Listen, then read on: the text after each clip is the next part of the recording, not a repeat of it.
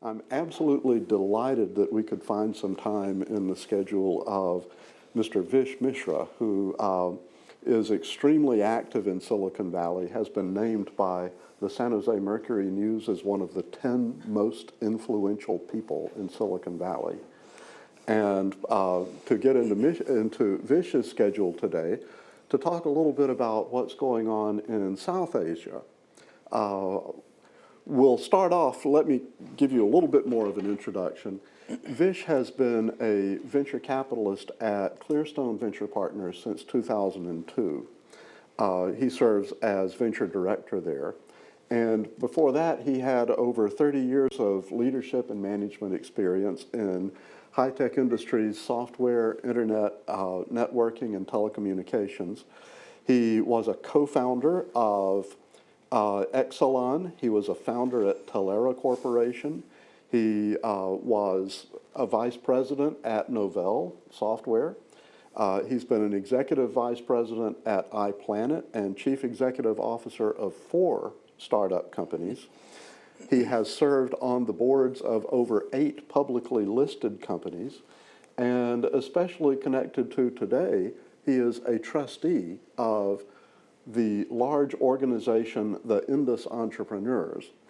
And the last time I saw Vish was Friday, when Vish was introducing the keynote speaker for the TiEcon conference. So TiEcon is the largest entrepreneurship conference in the world, very probably. Even you think about TEDx, you think about Slush, you think about SXSW.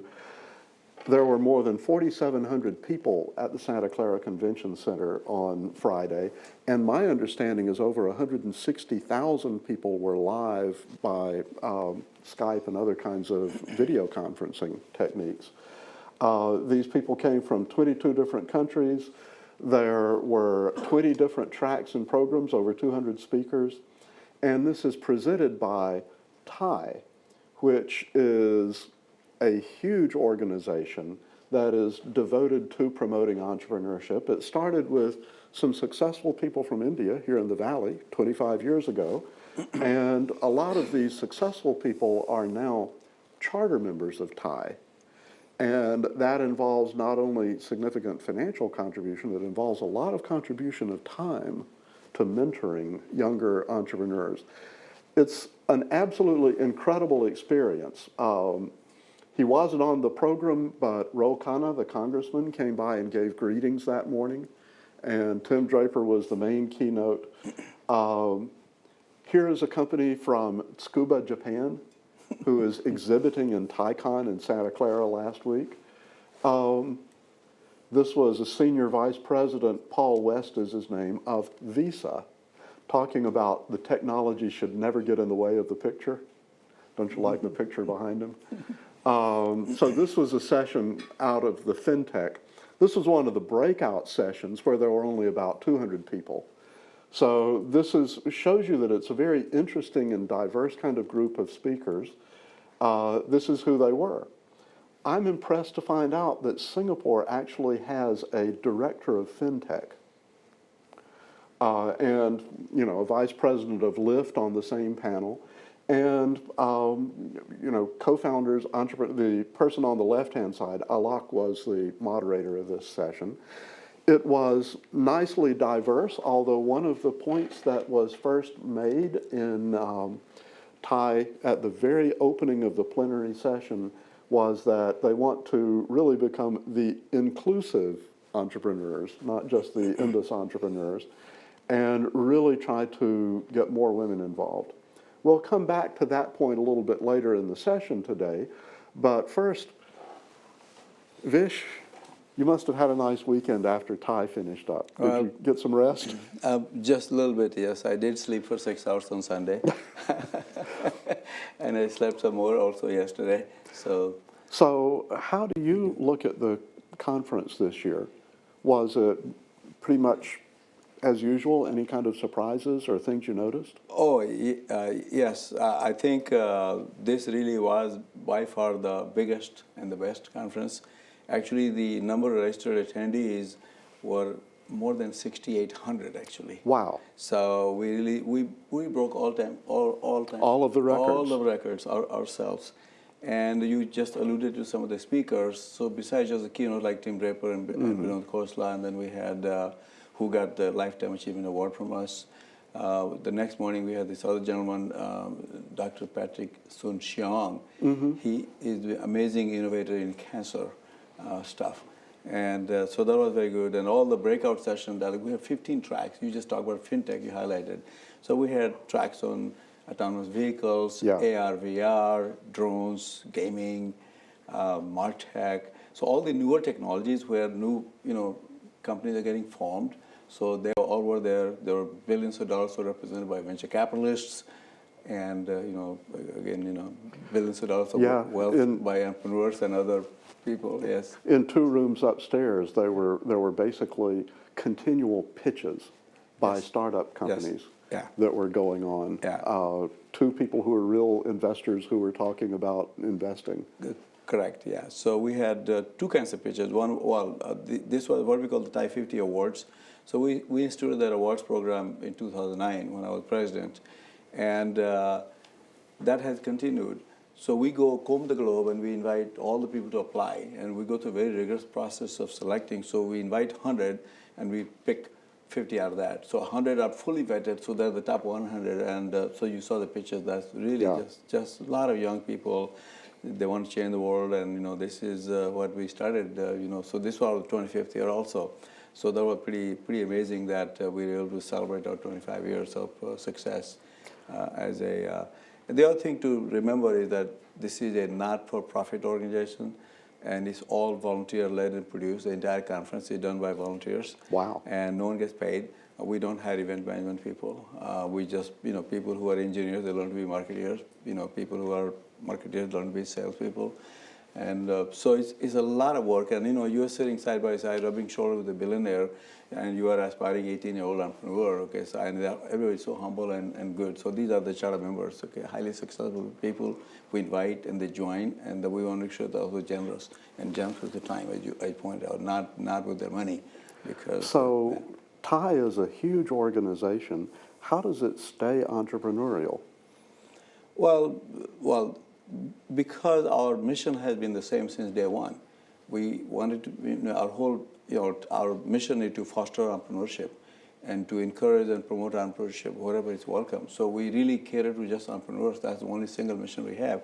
And we believe that wealth creation through entrepreneurship is a noble endeavor, and that's how you build community, that's how you give back, that's how you give forward.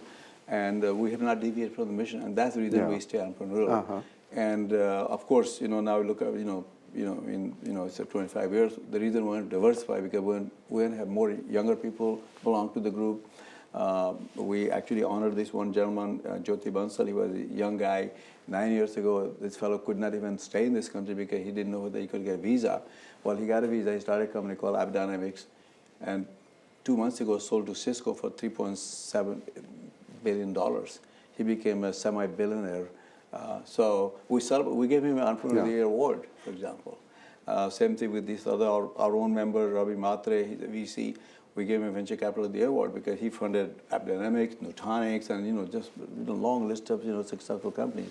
So we recognize the people. Vinod Khosla achieved a Lifetime Achievement Award from us. Well, he declared that he's not ready to retire yet, but we felt that he has done his life. He's done enough to get the Lifetime Award. Yes. So I think that, most organizations would go absolutely crazy trying to put on one event this scale. But TiE has always got things happening on a monthly basis. I remember seeing a set of Portuguese companies come and pitch at the TiE office down in Santa Clara. Yes. And so could you tell a little bit more about TiE and what it is and what it does? Yeah, so simply stated, the mission of TiE is to foster entrepreneurship. And the genesis of it basically was a lot of us who came from, primarily of Indian subcontinent in the 60s and 70s.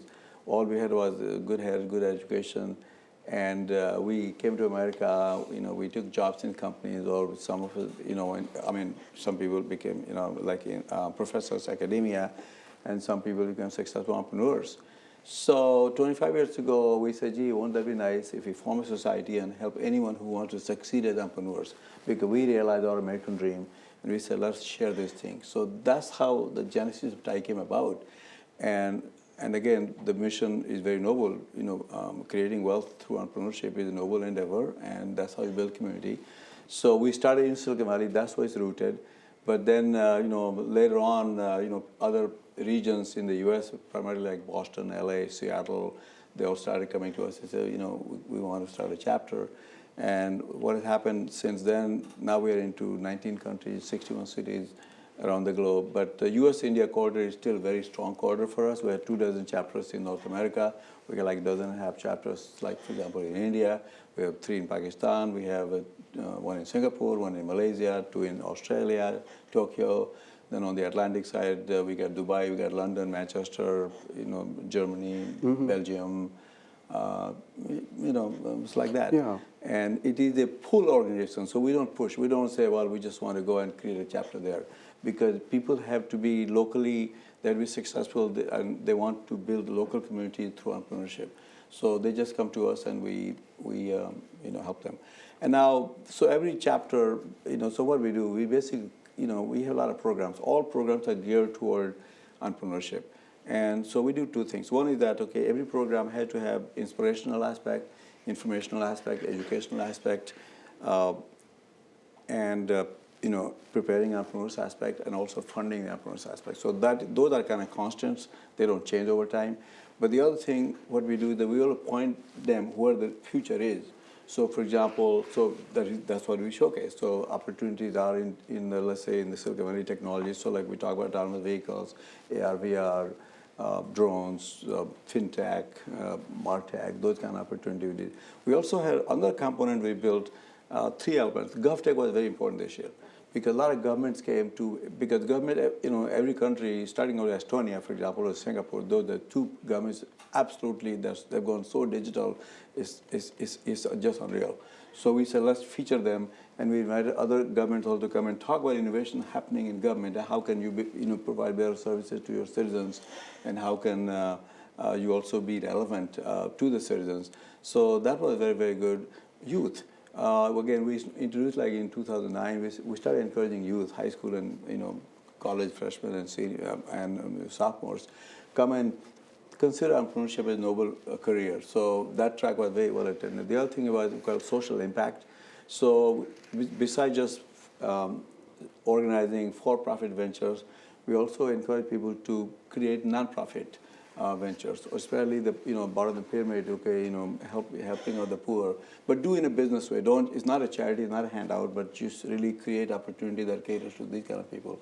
And so every chapter takes one or the other element of it. So you go to TiE Silicon Valley website, for example. We have already planned out throughout the 1918. There's a calendar filled out. So we have forums, we got roundtables, and we got summits, and around all these kind of topics.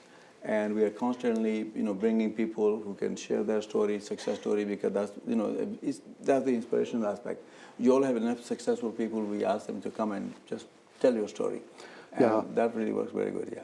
I've been really impressed with the kind of global expansion of TiE, because especially one of the themes that we've seen in previous sessions this series is that mentoring is not well developed in a lot of Asian countries. Yes. And TiE has put a lot of effort into mentoring, not only using what I would say, not just the Silicon Valley model, but really doing a lot that's kind of localized in the different places where TiE has chapters. I helped out a few years ago with this remote mentoring program. I remember, yes, and thank you. I think that how TiE approaches mentoring, could you comment on that a little bit? Yeah, again, our mentoring is very simple. Anyone can, you can go to our TiE website, and you can just, just request that I need some advice. We don't judge you. We don't ask you what question you have. But advice is it's a good advice in the sense that a lot of people, they think they want to be entrepreneurs. And sometimes after just talking to us, they conclude that they're not ready to be entrepreneurs, which is okay, that's good, because you don't want to lead them down the wrong path. And then on the other hand, people really say, I want to be an entrepreneur, and we take a look at that. So how strong is your business plan? How strong is the idea? what do you really have better chance of succeeding? If not, then these are the kind of things you should do. And we do that purely just, with nothing expected in return. The only thing which has happened over times, like when an entrepreneur finds a mentor and starts to work closely with the mentor, then we just remind them, because if you really taking a lot of time away from somebody, then you have to figure out a way, if you're going to start a new venture, maybe perhaps make this person a formal advisor. Yeah. And as a result, that person should have some kind of also incentive, like, Some for stock example, options stock or- options yeah. and stuff like that. Not substantial, so that, you feel, and that's what we remind entrepreneurs, because it's not, again, not a charity. Don't go and seek charity.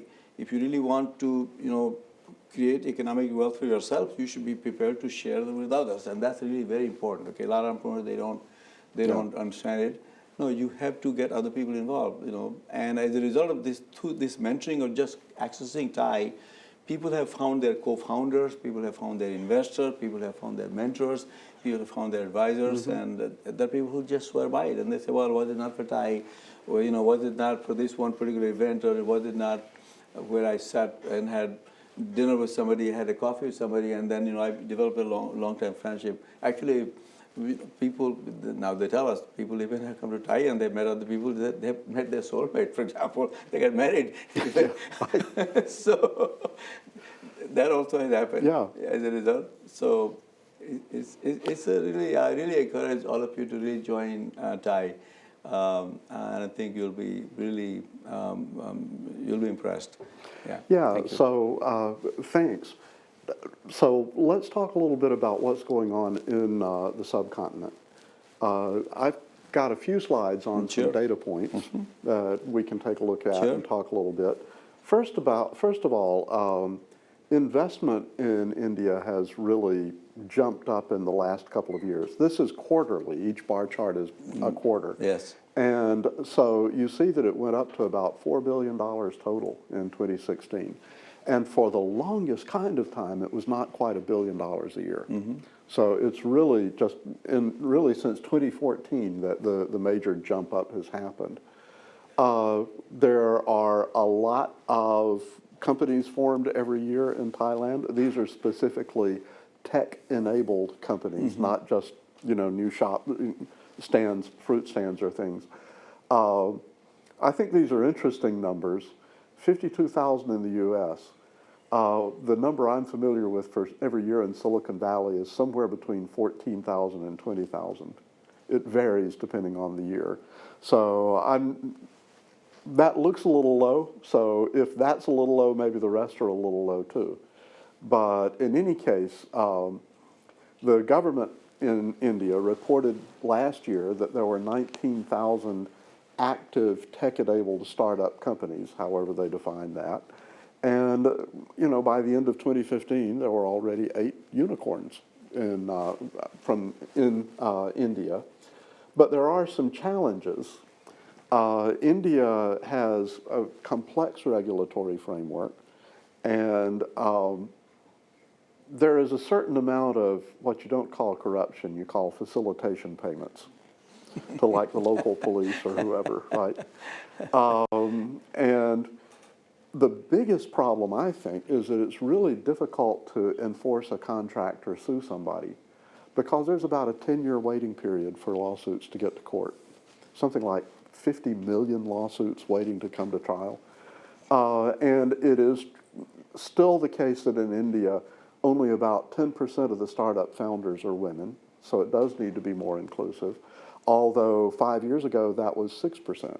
So it's moving in the right direction. And maybe the other thing is that IPO exits are still kind of difficult.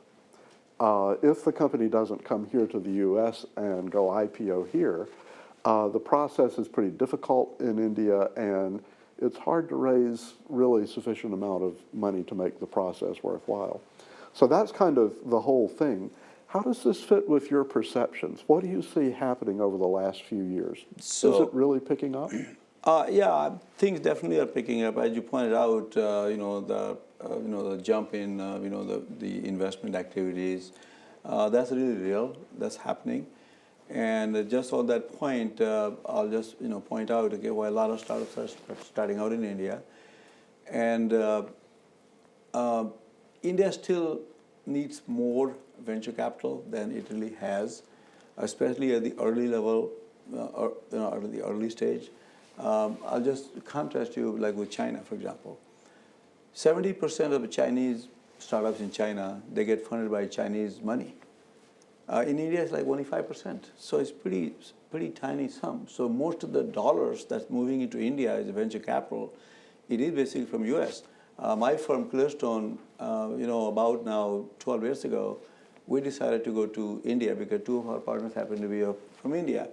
And a lot of people are going to China. Silicon Valley VC were flocking over to China. So we said, well, let's just go to India because we saw that India, has a lot of talent, and the Indian entrepreneurs are a lot more aligned with the US entrepreneurs, and they relate a lot more to the American culture and system, for example. So we took a bet, and we took our partners, and actually when I took our partners, I told them, listen, you have to come to India because you really have to experience, because it's like what you see is what you get. And you land in India, and I warned them that India, all of a sudden, okay, you get assaulted, all your senses get assaulted at the same time. So whether it's a sight, sound, smell, everything gets assaulted at the same time, right? So you get destabilized for about 24 to 48 hours. After you survive, then you will begin to like India. And true, so we're going like for 10 days. And we took 4 cities. So we went to Delhi, Bangalore, Bombay, which is Mumbai now, and Pune. Those we figured 4 good hubs. And because we have Thai chapters, so I had warned the people in advance. I said, I want you to go, you go and invite your entrepreneurs. Just tell them to come over here, and we want to listen to the story. So we saw 50 entrepreneurs. And it's very interesting. Most of the entrepreneurs, their pitches were, kind of weak, not very ambitious. They all want to raise small money, like 100,000, maybe 200,000. And they want to build a business. It could be $2 or $3 or $4 million. This was the scene like 12 years ago. A lot of entrepreneurs. None of the people are really fundable because we couldn't, but that's how you go and you look at the people. They were not fundable because they were too small scale? Too small, yeah. And for an early stage investor, for your time, you just can't, because they just were not ambitious enough. But I think what happened that, okay, but we said, despite we went ahead and we committed $40 million. We said, we'll invest $40 million and we'll treat them just like they're over here. So same standard. Because and just like early stage, investment, you really do a lot of hands-on support. Okay, it's not late stage because where you are just kind of hands off and you just wait for management to come. So that was kind of new. A lot of our colleagues, they also went around the same time or a few later, and they also put money into early stage, but then they got impatient because there was no exit, so they started putting money in the late stage companies. And they will fund anything, even they wanted a tech investor, but they will fund any company, and a lot of the... As long as it looks like it's growing. Yeah, and owner-built company, they're doing good revenue, good profit, so take some money off the table, and they were kind of successful. But I think the scene has really changed. So now, if you take a look at, so all the Silicon Valley VCs are there, pretty much, like, so, Sequoia went there, Axel is there, NEA is there, you name the firms, they're all there. And some cross-border funds got started. These are also basic pyramid, like Thai people. Like Naren Gupta started Nexus in India, for example. Like we funded Karmal Rekhi, our Thai co-founder. He started his own inventor. So a lot of people started of Indian origin. They started these cross-border kind of activities to help fund entrepreneurs and get best of both worlds kind of going.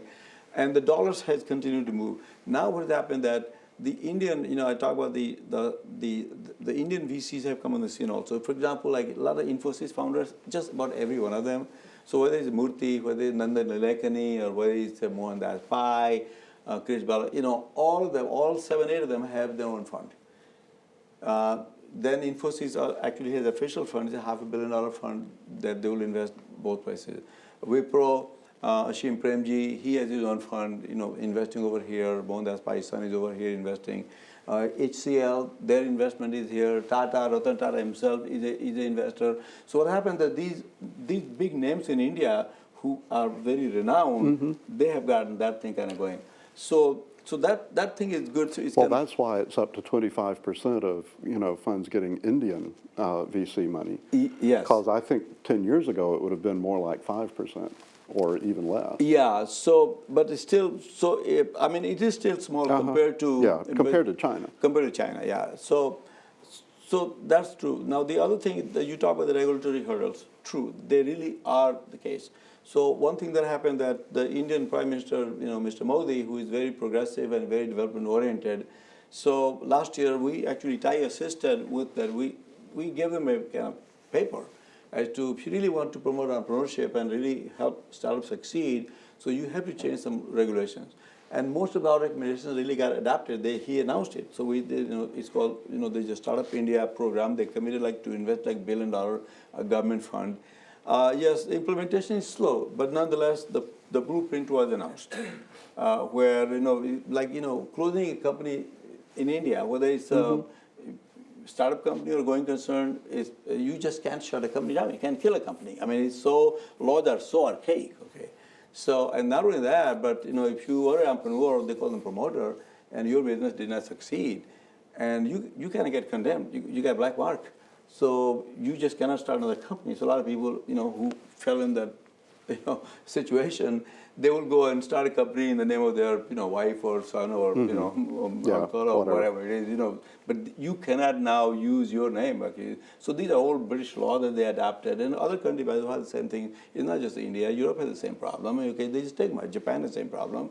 If you start and you fail, you get, you get marked. It's a huge mark. It's a huge mark. Still. Okay. Yeah. So now the regulators, actually just 2 days ago, Warren Buffett made a comment, and he talked about, he said, hey, India has an incredible opportunity, but it is a tough country to do business with. And he talking about, he want to take Walmart, for example. Yeah. Indian government will not allow Walmart to go and open a store that they can own 100%. Or Apple, for example, Apple wanted to go. Now Apple is going now, but it had taken a long time. Now on the other hand, the gentleman, Mayosi's son, you know him, now, Masha-san, he is amazing. He is committing $20 billion in India. So all the unicorns that you talk about, Masayoshi Son of SoftBank. SoftBank, huge. He's out there. He was there with when the Startup India was launched. He went there as chief guest, and he announced that I'm going to commit $10 billion. He committed to Prime Minister Modi, and they had invited entrepreneurs from everywhere, all every city, in India, they all came. So there are people who are saying, okay, this is opportunity. He thinks that India is the next China. This is Masa's prediction is that India is the next China, and he calls it the golden opportunity, for example. So I think, the government is aware of it, and they're mindful of it. And court, the job of court, that's true.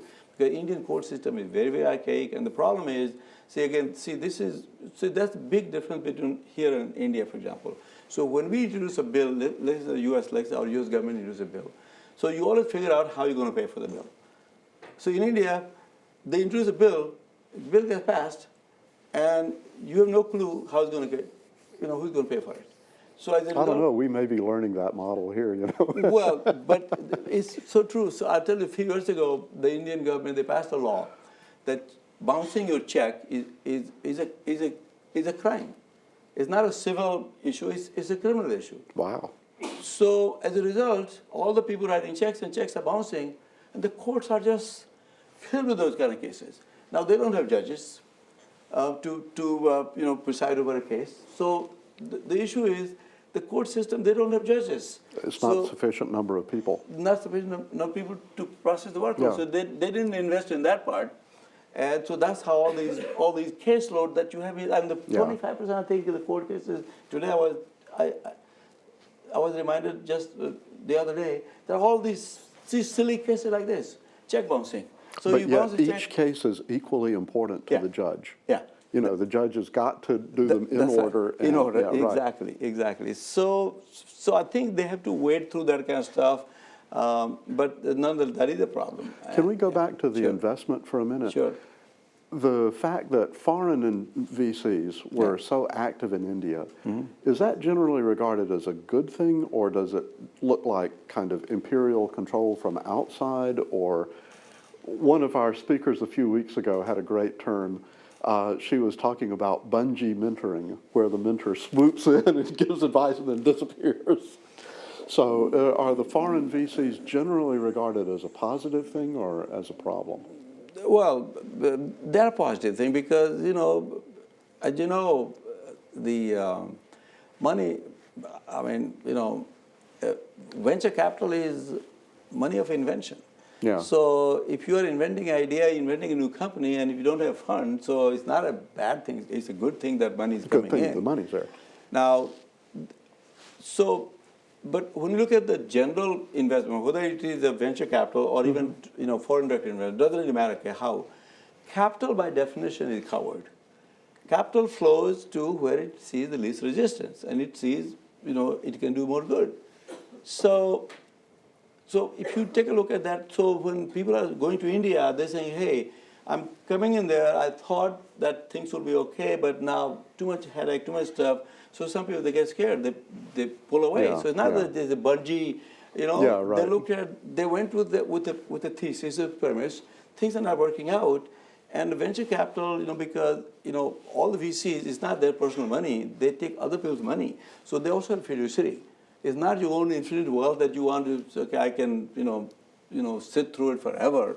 So you have to also give a return. But I'll tell you, look at Israel as a country. I mean, look at Israel. They're in a tough land. Yeah. Israel is not hard to get into. You go to you fly this airline and go in Israel and you get the way you get strip search, all that kind of stuff before you can go over there. But somehow people still feel welcome.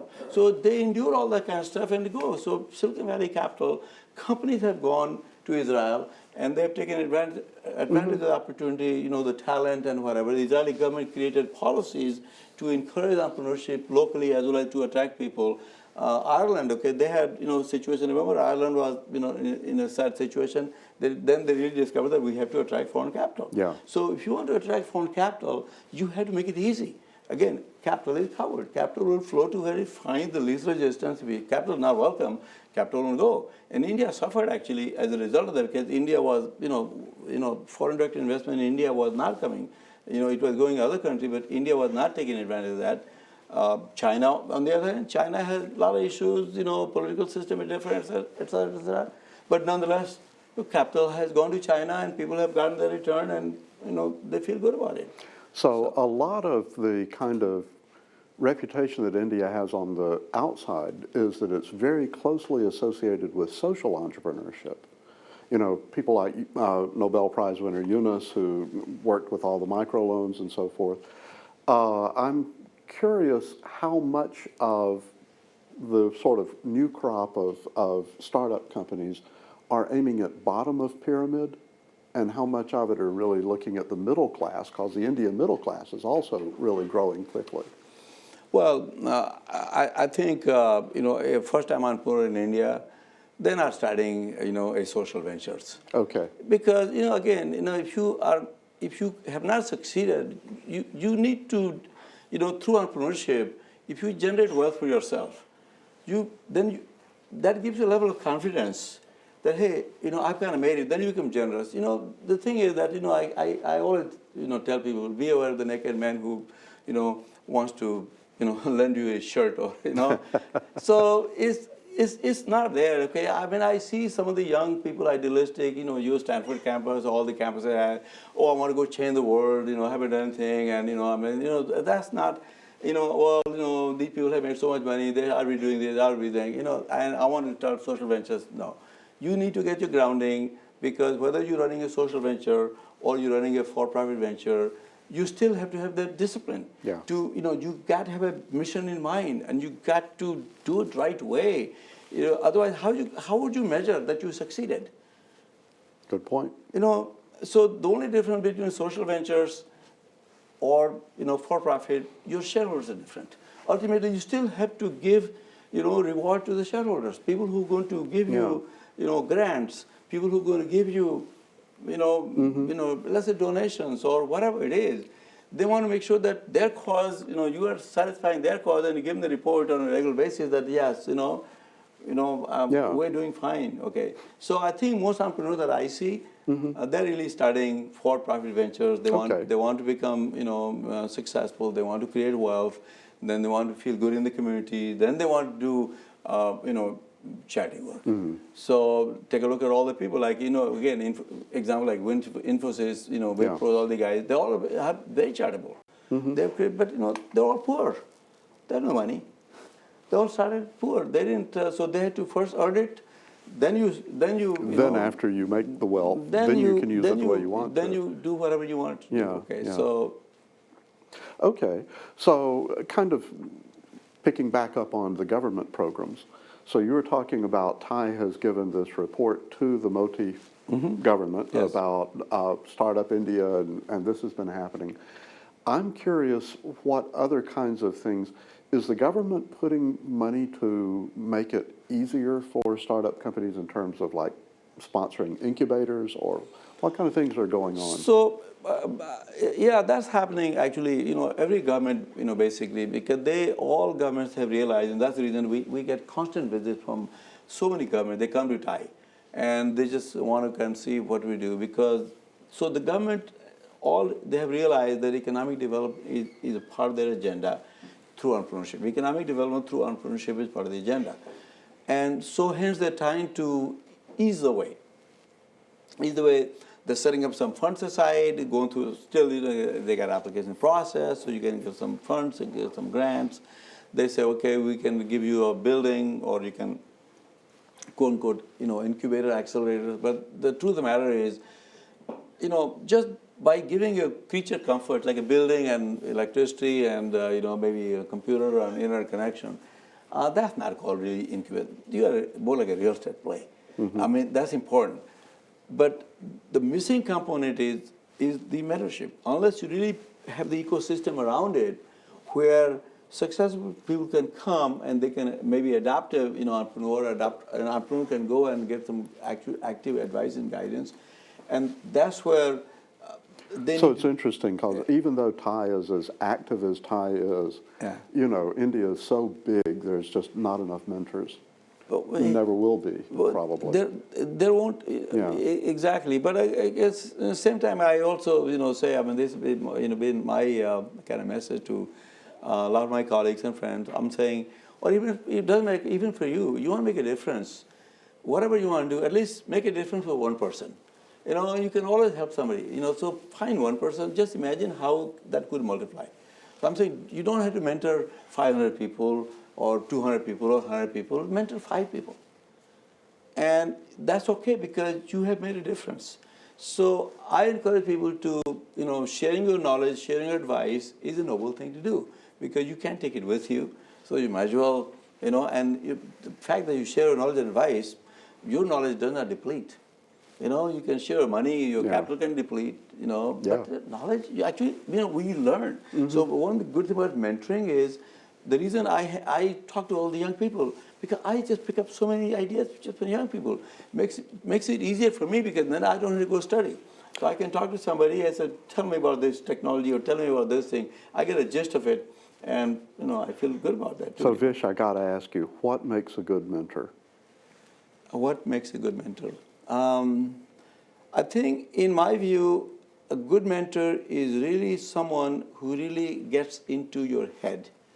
Into the mentee's head. They really try to figure out, because a lot of this mentorship is superficial. A lot of people, they don't spend time, and that's what I spend time with these people a lot.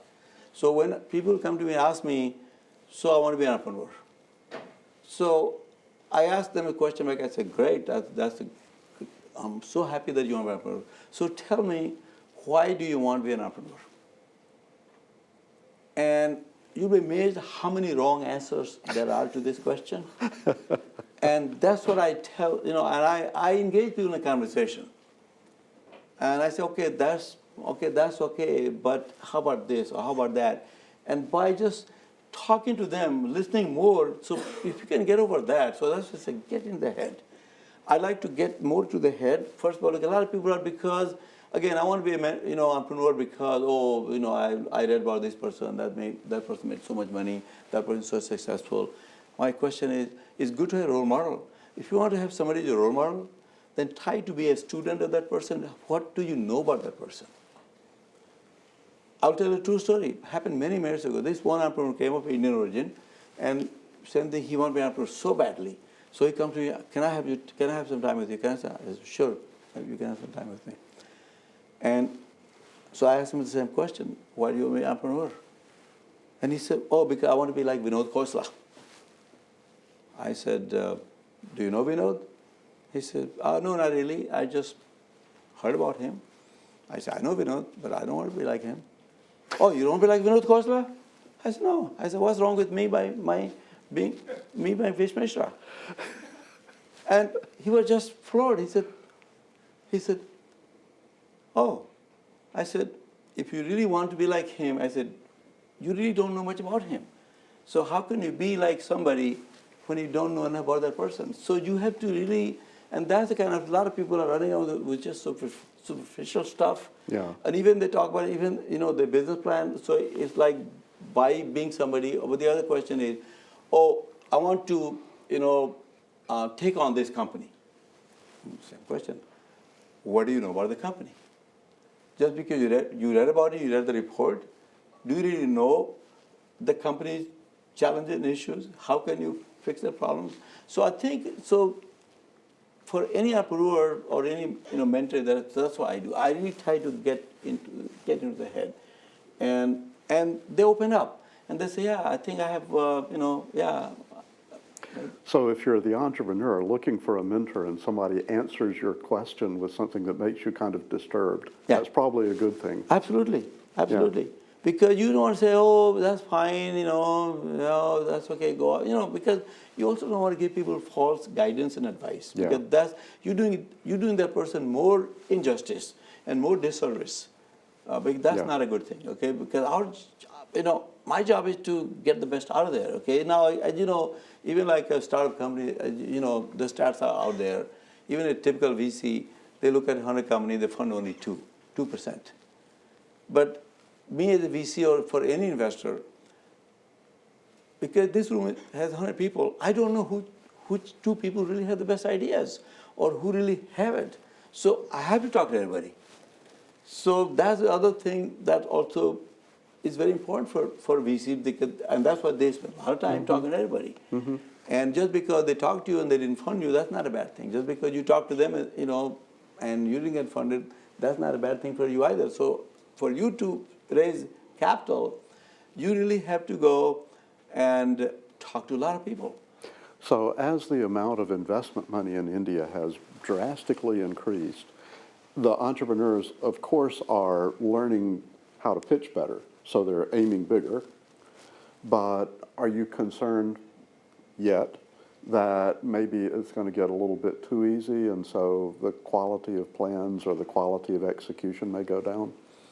Well, there's always, I tell you, this is a pretty self-correcting system. What happens that, okay, when the abundance of capital, and then something is hard, so of course, the VCs make, a lot of mistakes.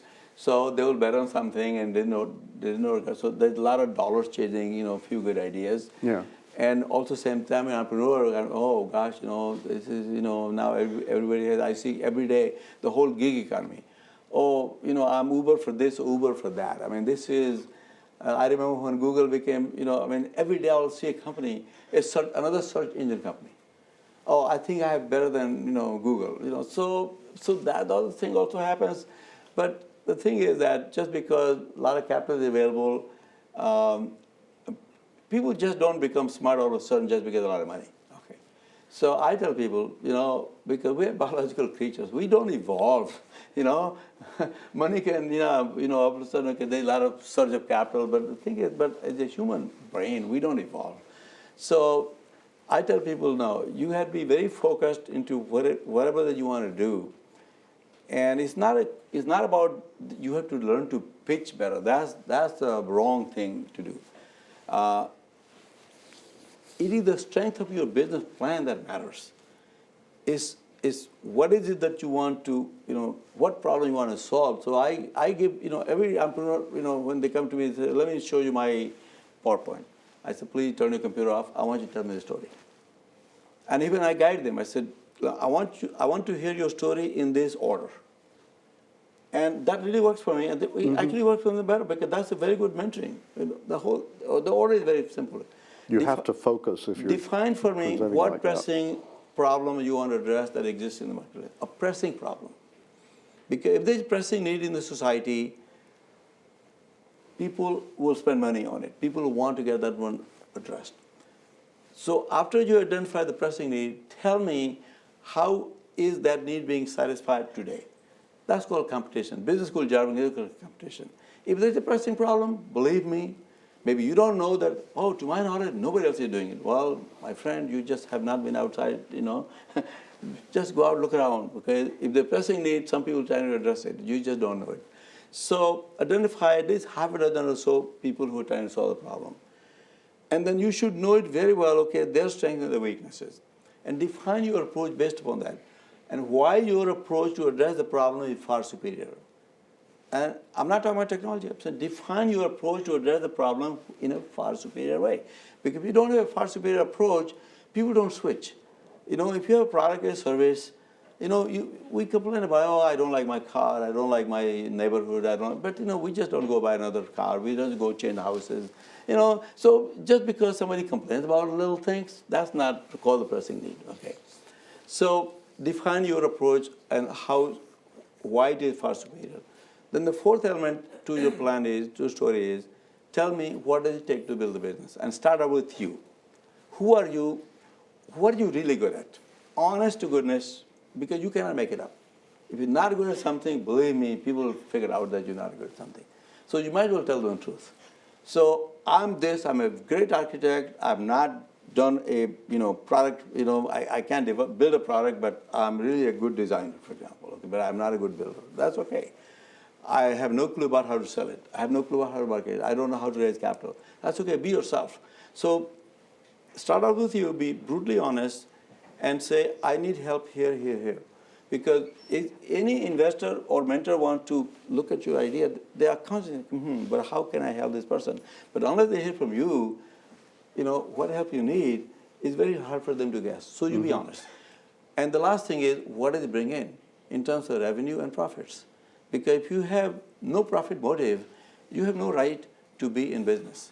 Because if you cannot generate a profit, you cannot pay your employees, you cannot service your customers, and your business will fail. So profit is not a bad thing. This is how businesses succeed. This is how businesses create wealth for themselves and for the community. That's how you build a community. Yeah. So those are the 5 points, and I tell them, okay, 5 points, 10 minutes, maybe 15 minutes at the most, and also let them know that, listen, nobody's plan is perfect, and nobody's perfect. So you might as well be real, because the world is full of real people. And I think if you really go with that, you'll be amazed how you'll feel so liberated. Because the other person who is listening to your story is, is same like you, same hardware, got, eyes, ears, mouth, eats food, breathes air, same software. So why are you so, shouldn't feel nervous, shouldn't get concerned, because that person who wants to listen to you, whether as a mentor or as an investor, they will help you. So you all remember, they really want to help you. So you should be very, you should feel good about it, and and don't get uptight, don't be too anxious, shouldn't have anxieties, and the good people tell you, I like your idea, but it's not for me because I already have 5 companies in the same space that you have, so I don't want a 6th company, like that. So yeah. Yeah, so that's really good advice. I'm seeing a lot of startup companies here that want to expand globally earlier than usual, that want to really start, say, doing their development in some place like India, or they want to really get into the rapidly emerging markets that are happening in Southeast Asia or India. What kind of advice would you give to a Silicon Valley startup that's considering that kind of expansion? How do you compare India to other places, and also what should they know before they go into India? So here's what I would say. I mean, it's okay for a small startup to think like a micro multinational company. I mean, you could be a 50% company and you could be micro multinational. But I'll have only one caution. don't try to expand into multiple markets at the same time. It's okay to have your distributor, you can have your product development in one place, support another place, and production another location. Just keep that in mind. But don't go into other markets. You have to know one market. So if you are a Silicon Valley startup, let's say American startup, you have to know American market first. You have to succeed in your own backyard. If you have not succeeded in your own backyard with your business, yeah, these are tied to reduce the big shortage of talent. The reason people are going to India, just every other Silicon Valley startup today, have their operation, design, or engineering operation somewhere else. Every other company. I mean, it's just unreal. Same thing, Fortune 500, same way. So you're going because you're going to Canada, going to Vancouver or Toronto or you're going to India because you can have talent. Yeah. So you need to find, so you might as well take your business where the talent is, since you can't bring the talent over here in a hurry. So it's okay to do that part. So you can do a support function, maybe some engineering function. Yeah. But don't try to go and tap into a market, because what do you know about the culture, the nuances? Again, you don't know those customers. You don't know the pressing needs they have. Just because you are addressing the U.S. does not mean that other geography have the same problem, same need. Okay. So I would say don't go look for a new market in other countries, but do go look for talent and go, and especially in the 24/7 situation these days, because the speed is a now competitive advantage for business. Because a lot of ideas that you have is very easy to now replicate, even though you may have some technology protection barrier for a while, but once the word gets out, other people can engineer around. Yeah, they can do that. Yeah. Okay, let's open the floor to questions. Anybody with questions in the audience? Oh, one over there. Go ahead. Yeah, thanks for taking your time to meet with us, Vish. I had a question about, what are your thoughts on how the market looks for non-tech startups in India right now, or Mumbai in particular? So when you say non-tech startup, Construction development in particular. what development? Construction? Yeah, so, well, construction is a big market in India because of India, as you know, as a country. Actually, their Indian Prime Minister has made a amazing statement. He wants to have housing for everybody by some year. Okay, so I mean, politicians make all the declarations, but so all it means is that they want to kind of ease the lending for the people, because a lot of people, they can't borrow money, or they want to make sure that they can spur the economy by encouraging more builders to come on the scene and start building let's say low-income houses as well as other type of houses. So I think that opportunity is pretty ripe. But again, if you want to go and try to do construction in India, now that's where you have to really, you got to find a local person to work with you, because otherwise, the chance of you succeeding in a construction business, local market, is tough. Yeah, that tends to be a highly regulated market. Yeah. And it also tends to require diverse resources, so it's more of a big company play typically. Yeah, Go ahead. Does TiE have anyone in the kind of construction field in Mumbai? Oh yes, matter of fact, we just had a gentleman from India came. We just had our conference. He's one of the big builders, and he has built a lot of units in India based in Pune, and he decided to expand to Australia, and he actually expanding his operation here. He's building senior housing in Hayward, because he had figured out a way, and he's building for basically Indian American community. They say, well, I can build houses to their needs, because it's just like, every house has, Western home has a different design, Indian home has a different design. Most people are religious, so you gotta have a shrine in the house. You gotta have, the house has to face like a Chinese. You gotta do the proper. You just can't face any which direction, because that's a bad omen. So you gotta make sure that. So this builder, and he came as a sponsor. He wrote us a check, because I want to come and network with other people, and he was able to persuade a lot of people. So we know the people. We got big builders over there, for example. So one of the, the Tata is a big company. So one of the biggest shareholders in that company, Tata, is a builder. So Yeah. As well as a real conglomerate with lots of other things. that's right. Yeah. Okay, go ahead. So as you mentioned that we don't really have a very positive attitude towards, say, bright-eyed Stanford students who go and like start social ventures in countries like India and stuff like that. So, I mean, I was just wondering that, do you think there's a fundamental difference between like here and India, where in India, people generally want to start like for profit because they want to make money. And if you have a Stanford student doing a startup, it's probably likely that it's going to be like, I'm going to solve all the problems in Mali, or I'm going to like start curbing pollution in China or something of that sort. So do you think there's a fundamental difference in attitudes of people, or what do you think is the root cause of this difference between the two? Well, at a higher level, okay, you characterize, let's say, India versus US, for example. So US is the most philanthropic country on the face of the earth. You know that. It's huge. I mean, we have like more than $350 billion Americans give away.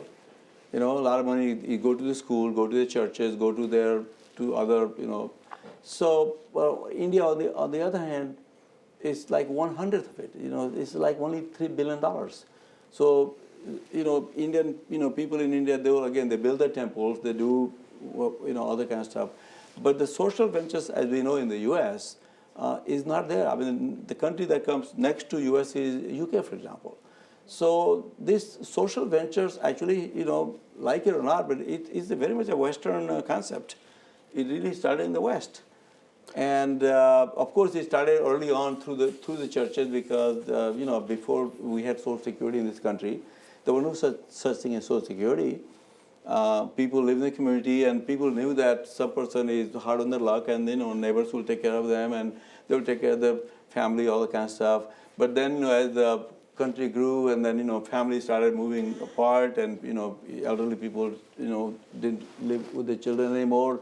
So we created this whole Social Security concept, or mandated pension kind of concept, so people can live off, okay, like that. So the people who are doing, I think what is happening that the Indian youth, I'm very impressed with the Indian youth actually. Well, India, the 2/3 of the population are very young anyway, so it's a massive number of youth. So these people now they're saying, I want my country to be better. I want my country to be better, So I see a lot of, inspired youth. They want to make a difference in India, for example, in a big way, but now they don't have the means because to even launch their social ventures, they need funds. Over here, like particularly in the U.S. now, many venture firms have sprung up here. They call the impact investing. Impact, yeah. Yeah. A good friend of mine over here, IRA Enterprise. Okay, it's called double bottom line ventures. The DBL ventures. Okay, we just had one track was devoted to social impact at TiEcon, and IRA came and he talked about he had $350 million fund, and that's what he wants to do. He said, I want to generate profit, but at the same time also looking for the highly scalable, so anything to do with the water, sanitation, energy, the thing that masses in India, for example, need, so that whether it's a health related or energy related, those kind of ventures are getting funded, and a lot of people saying, I want to do something, in the slums, I want to do something. I know many people from even here, they've gone to Africa. I have a good friend of mine, they want to do things in Nairobi, the slums of Nairobi, but they want to do it in a business manner. Because otherwise, see what happens if you don't do that, then it's a charity. You just give people the hand out, and before you know, they have consumed it, and you have nothing to show for it. You have not leveraged that investment. So if you don't mind me commenting on this. Sure, go ahead, please. I think that the process of coming up with an idea for being an entrepreneur usually involves solving a problem, like exactly. you say. And so the young people are Yeah. very aware of what kind of things are needed in India, right? The people there. Yeah. Like young people everywhere. They see what's around them, they find something unpleasant or inefficient, and they see an opportunity. I think that probably the nature of the idea itself, and look down the road 5 or 10 years, what's going to happen if you go the for-profit route versus the nonprofit route. The good thing about a for-profit route is that there's an exit. and you can build it up to something big and it becomes a public company or somebody else buys it out, but there's kind of an ending. If you create a nonprofit, there really is no exit. And that's hard. You must create a sustainable business model, otherwise you can't keep going. All you're doing is giving yourself to provide a service. But unless you find other people like Ira Ehrenpreis, who's doing, impact investing, it's really hard 10 years later to find other people who can pick this up and keep it going instead of you. And that's really kind of the basic point of an exit. So you kind of need to do what is the right thing for that idea.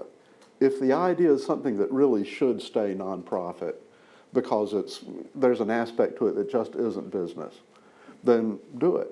Do it that way and plan your life accordingly. But otherwise, do it as a for-profit, because it's better for the idea. So building off of my question, is there you mentioned that the government changed and you have Modi starting the Startup India, etc. So do you think there's some sort of difference in how conducive India is towards non-profits and profits, and do you think it's do you think there's some difference in the ease of setting up one or the other kind of organization? Well, I'll give you one example that I'm personally involved with. Okay, there is in India, because all the public schools, a lot of poor kids go to school, they go hungry, and so the Indian Supreme Court mandated that kids have to get midday meals. Right, that became a law, for example. So now, of course, the taxpayer money, had to go and fund these meals. And of course, there was corruption, so, money is, allocated, but it won't go. So organization got started in Bangalore. It's called Akshay Patra. That's the name of the organization. And so all they did was, they said, okay, we're going to augment this thing. And it was done, purely through donor-supported organization. But the entire process is run amazingly business, a successful business. Last year, Akshay Patra served 1.6 million meals, for example. And these meals are like 15 cents. You can feed a child a meal. And these are healthy, nutritious. This woman, he's the dean of the nutrition department in University of Chicago. I think she came with a menu.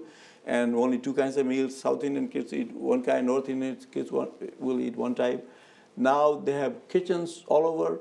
And even they automate the process that you can make the Indian bread is called chapati, roti. 200,000 rotis, you cook. This is a heavy machinery, custom design, operation. The way you cook rice, the way you cook, it's just amazing. And the way trucks come on. So I was there in India in 2009, December, Jaipur. My daughter was there. We had a Thai retreat. We went to visit the kitchen. We just loved the idea. So we started Akshay Patra over here. So Desh Pandey, who is one of our Thai members from Boston, highly successful entrepreneur, very generous. So he's the chair of that. And we started raising money. And now they went to the Indian companies, corporations, and they employee payroll deduction plan they set up. People give through payroll deductions. But the way it is run is absolute business. Matter of fact, they got the best business award by the Chartered Accountants Association of India. They got Microsoft gave them the best education award from here. So because the way they run it is unreal. So it's a social venture in a way, but it's all done, and a lot of volunteers. And then they employ all the women, all the mothers, and also get in employment, so they feel good about themselves, and kids at least have at least they eat, just at least one good meal a day. And, even the innovation came because then they realized the meals were pretty, so kids kind of knew, well, I know I'm going to get the same thing on Monday, Tuesday, Wednesday, so they won't eat. So they kind of added a little dessert. And they didn't tell them which day they'll get the dessert, for example. So the kids they'll just come eat the meal and go to school because they didn't know which day the dessert will be served for them. Okay, so it's like, so a lot of innovation and this is one of the amazing examples. And there are a lot of other examples also of that people are starting in a small way, in a big way. But you have to be driven to that purpose. You have to identify the pressing need that exists, and you got to be committed to it. and again, and convince your donors and convince you that I am indeed satisfying the need in a better way, okay?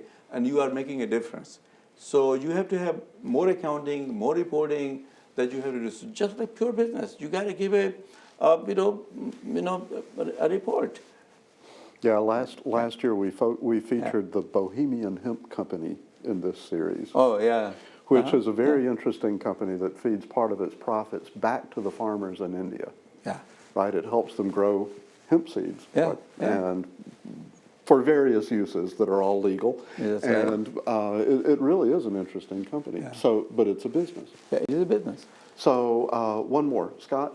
Or, okay, yeah, Scott. This is fascinating, Vish. I noticed you went to the Indian Institute of Technology in the City of Light, Varanasi. Varanasi, yes. And I'm curious to what degree that is TiE networking with IITs in India, maybe even along the for-profit, oriented entrepreneurial TiE with maybe conceptually the non-profit IITs. And I asked this in developing an MIT open courseware-centric online university that seeks to create major universities in all 22 official languages in India. Thank you.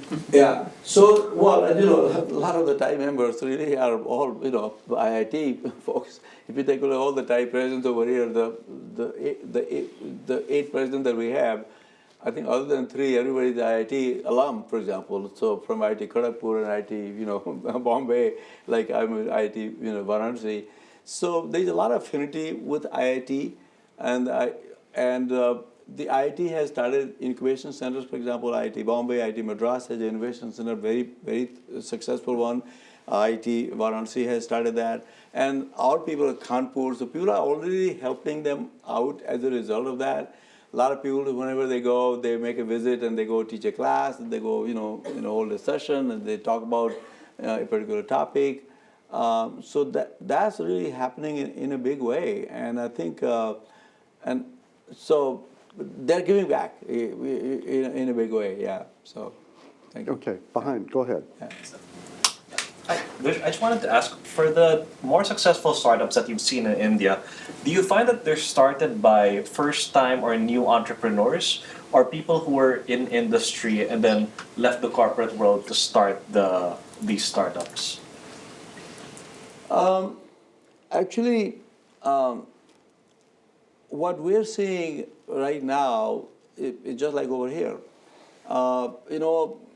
A professional is working in a company, large company, whether it's HP or Cisco or Intel or Google or Facebook now, whatever, and they get an idea that they want to start a company. India is the same way. These people are working in a job, working in a career, and they say, I want to start a company. I don't see many corporate executives out of India who are in a corporate world for 15, 20 years and saying, I want to start a company. That usually does not happen. It doesn't happen here either. It's very hard. If you've been a corporate executive for 15, 20 years and you want to go start a company, it's usually not the case. So it's the younger people who are employed by major corporations. Now, of late, what is happening is that we see the dropout at IIT, rate has increased, because a lot of these young people are saying, well, I'm already bright, I'm already smart, and why should I finish my IIT 4 years? Why don't I start a company? So that's happening.